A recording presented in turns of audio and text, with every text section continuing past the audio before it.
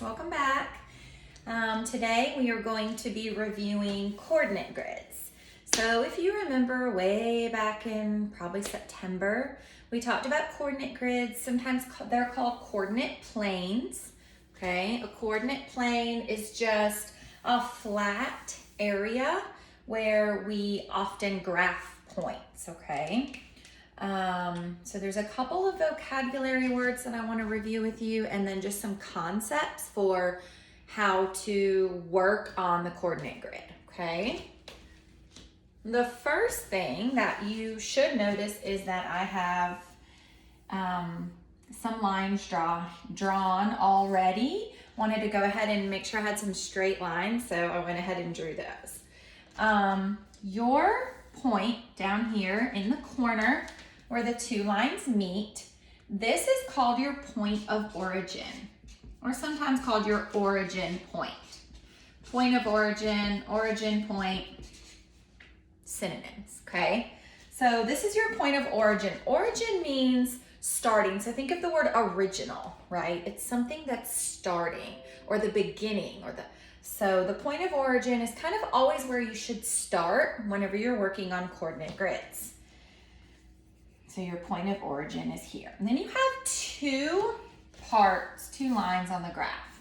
The line that runs horizontally, hopefully you remember this, is your x-axis. And then the line that runs vertically is your y-axis, okay?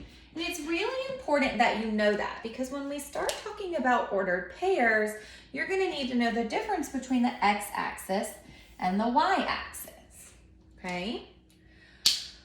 One of the things that I just mentioned was an ordered pair, okay? In order to have an ordered pair, just like the word pair means two, right? You have a pair of socks, two socks. So a pair means that you have two numbers. Okay.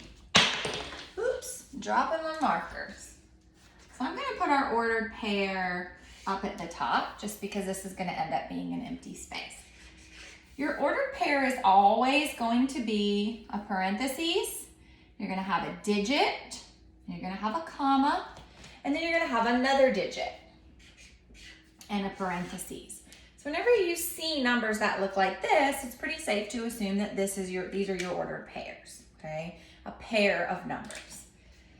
Now, the first number in the ordered pair is what we call the x coordinate, which just means that this is how far you're going to travel on the x-axis. Again, why it's so important that you understand the difference between the x-axis and the y-axis. So if 3 is your x coordinate, what do you think the 4 is? And I know you all just said it at home with me. The 4 is our y coordinate, okay? I'm gonna run out of the room and I don't want to write on the wall. Your x coordinate will always come first. Your y coordinate will always come second. X, y. X is over, y is up, okay? All right, so now we're going to actually plot the point, the ordered pair, on the coordinate grid. And in order to do that, we need to give our grid a scale. So a scale is just like a measurement or numbers for kind of gauging where things are going to go, okay? We have pretty small numbers, 3 and 4, so I think it's pretty safe for us to count by ones when we make our scale. If these were larger numbers, we might want to count by tens, sometimes even hundreds, sometimes even thousands, depending on how big the numbers are. Like I said, these are pretty small, so I'm pretty safe to count by ones. All right, so I'm going to do 1, 2, 3, 4, 5, 6. They should be pretty evenly spaced. Obviously, I'm not using a ruler. I'm kind of guesstimating, but they're nice and pretty evenly spaced. I'm going to do the same thing on the y-axis. I should have a 1, 2, 3. This would be a lot easier if I had grid paper, but I think our resources are limited right now. All right, so now I have my scale. Again, I counted by ones, nice small scale. In order to plot any ordered pair, you're going to always do the x coordinate first, which goes over. And then you're gonna do the y coordinate second, which goes up. So I think Mrs. Andre, always describes it as you have to walk before you can jump. So you have to walk and then jump, over, up, okay? So I'm gonna move 3 spots on the x-axis. I'm gonna start at my point of origin, that's my starting point, and I'm gonna go 3. 1, 2, 3. I'm gonna hold my finger right there, and then I'm ready to do my x-coordinate, which is 4. So I'm gonna go up 4. 1, 2, 3, 4, and I'm gonna go ahead and plot my point, okay? So I will plot my point, and what that means is that the ordered pair 3, 4 falls right about here on the coordinate grid, okay? If I had a larger x coordinate, say my ordered pair was 7, 2, because this is larger, it means it's gonna be over further, right? Because my x coordinate is bigger, I'm gonna go over further. I would be over here pretty much off my grid, and I would be up 2. So 7, 2 would be over further, and then you should notice that it's not up as high, and that's because the y coordinate is smaller, okay?